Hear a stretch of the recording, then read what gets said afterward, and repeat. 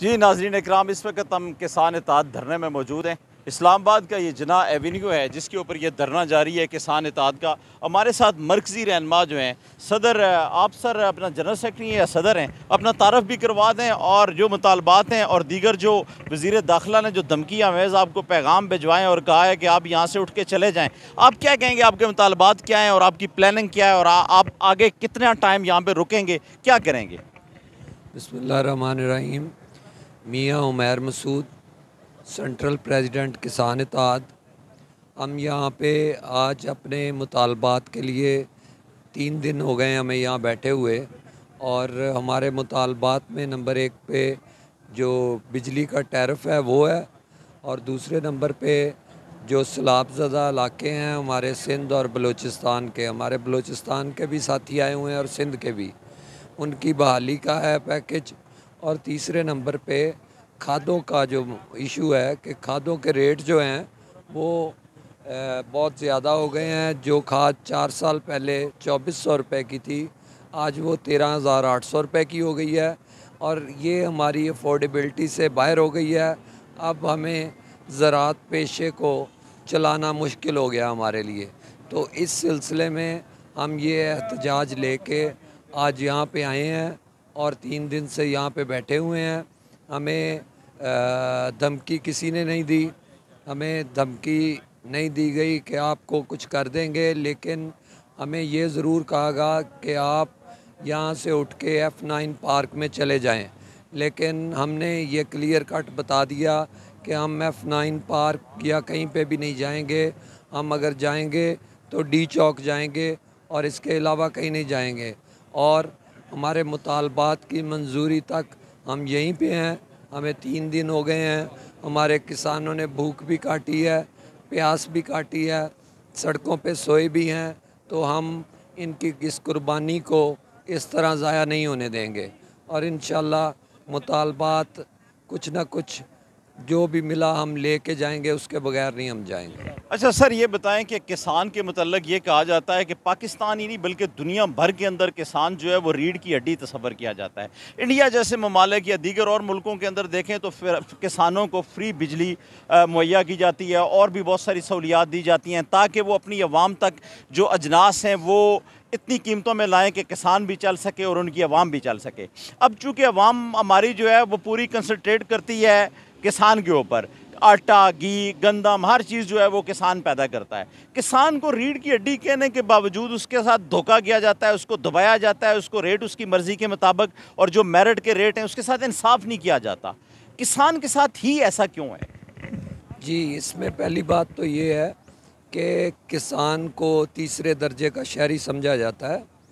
हमारा 1 एकड़ जो ज़मीन का है वो 20-25 लाख रुपए का होता है, ठीक है, और उस पे हमें 50,000 रुपये कर्ज़ मिलता है। अगर वही एकड़ एक सनतकार ख़रीद ले और उसको वो कमर्शियल करवाता है और उस पे करोड़ों रुपए वो लोन लेता है। हमें 10 लाख का ट्रैक्टर लेने के लिए 1.5 करोड़ की ज़मीन प्लज करवानी पड़ती है। हमें इस मुआशरे में तीसरे दर्जे का शहरी समझा जाता है।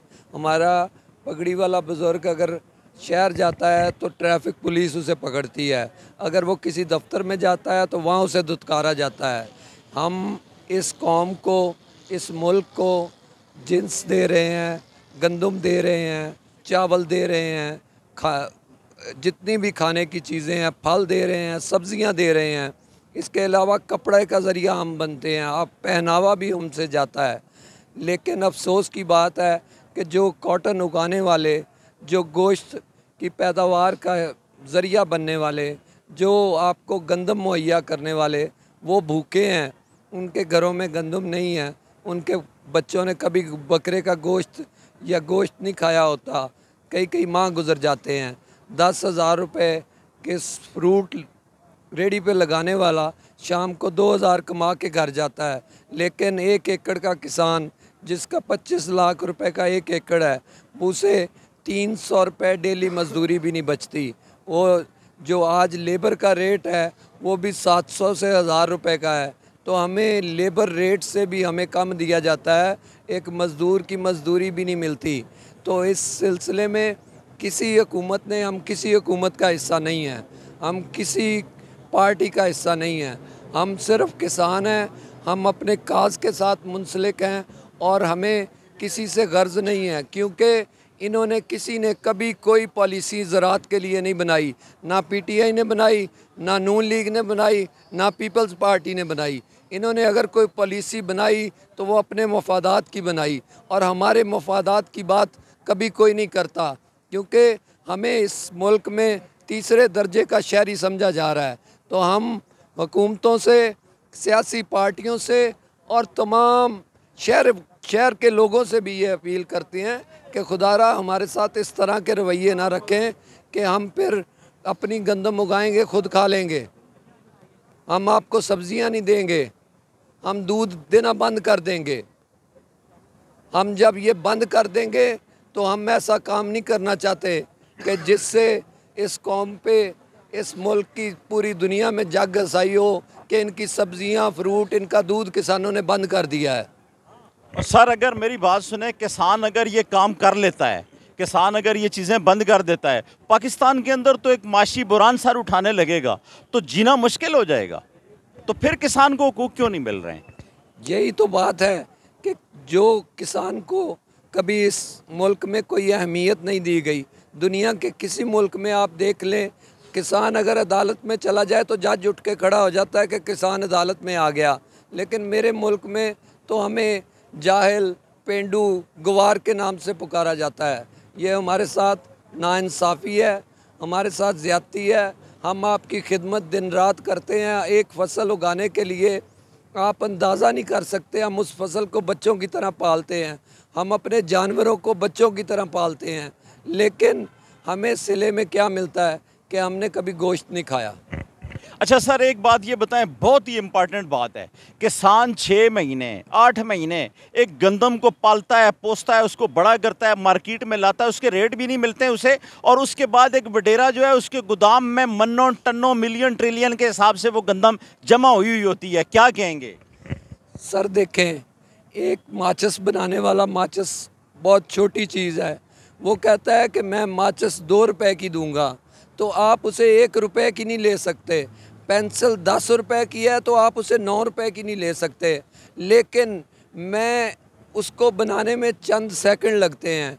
मैं जो पौधा 6 माह में मेहनत करके तैयार करता हूँ और मार्केट में लेके जाता हूँ, तो उसका रेट जो है अगले की मर्ज़ी का है। वहाँ पे आड़तिया, व्यापारी, वो लोग हमारी फसल का रेट लगाते हैं, हम खुद नहीं लगाते। वो कहते हैं कि इतने में लेंगे तो हमें उतने में देनी पड़ती है। ये लाकानूनियत है, ये जुल्म है, ये ज़्यादती है किसान के साथ।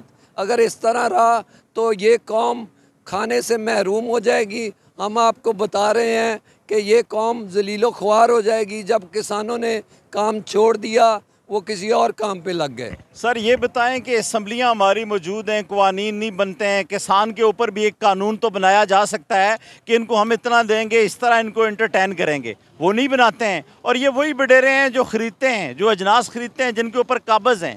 तो फिर मुड़ के आप इनके ख़िलाफ़ एक ऐसी हड़ताल क्यों नहीं करते हैं कि इनको मजबूर कर दें? जी, आज से चंद साल पहले एक कानून प्लांट ब्रीडर्स राइट एक्ट के नाम से बना था, एक मार्केट कंट्रोल एक्ट के नाम से बना। मैं उस दोनों में मेंबर था उसकी कमेटी का। तो मैंने वहाँ पे ये सवाल उठाया कि जनाब इसमें हमारे हकूक़ की बात कहाँ पे है? तो वहाँ पे जो उसमें कमेटी में सरकार शामिल थी, उन्होंने जवाब दिया, जी आप अपना एक एक्ट ले आए, फार्मर्स राइट एक्ट, जिस तरह इंडिया में है।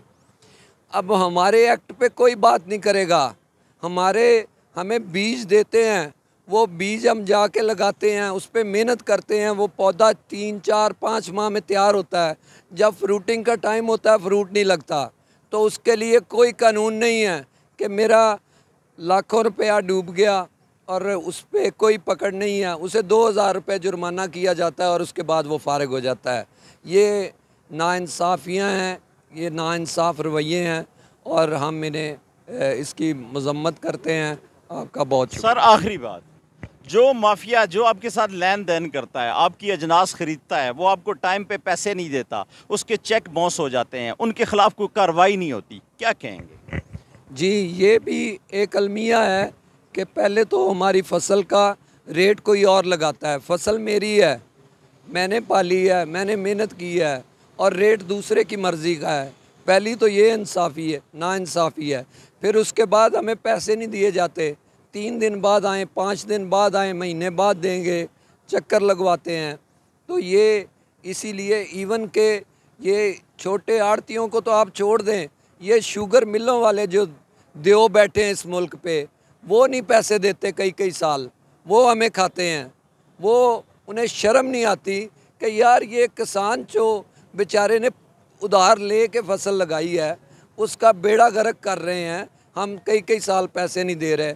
उनका तो उन्हें तो अरबों खरबों के वो लोग हैं, और हम तो छोटे लोग हैं। और हमारा तो हमने तो इधर से फसल आती है, पिछली फसल का उधार उतार देते हैं और अगली फसल लगा लेते हैं। सर, आप ये कह रहे हैं कि जिन लोगों के पास जो एलीट क्लास है, जो अरबपति हैं, जो मिलियन ट्रिलियन डॉलर के मालिक हैं, वो इन किसानों के पैसे चुरा कर मालिक बने? जी मैं नहीं, ये नहीं कहता। मैं ये कहता हूँ कि वो इंसान ही नहीं है, उनके अंदर ना इंसानियत है, ना वो इंसान है। सही कहते हैं।